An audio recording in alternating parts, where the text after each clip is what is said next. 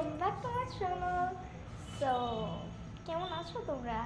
এবার আমি চললাম শিবরাত্রি মানে বরযাত্রী দেখতে শিব ঠাকুরে। আর এই যে মা মা হ্যালো করে দাও এদের।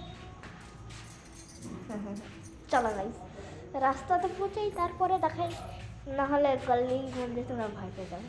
চলো গাইস আমরা এখানে বেরিয়ে যেতেছি আর এবার আমরা চললাম বরযাত্রী। এই বরযাত্রী দেখতে, হ্যাঁ বরযাত্রী দেখতে চললাম এবার। এখানে দেখতেই পাচ্ছ এখানে খুবই ভিড় আছে, কেন কি ইসলাম মেলাও চলছে, ওদিকে আজকে মহাশিব রাত্রিও আছে।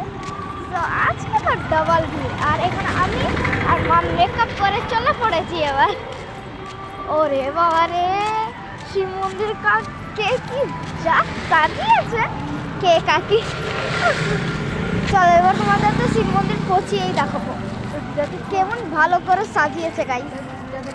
হ্যাঁ দিদাকে দেখাতে মা বলছে তো দিদাকে ফোন কর।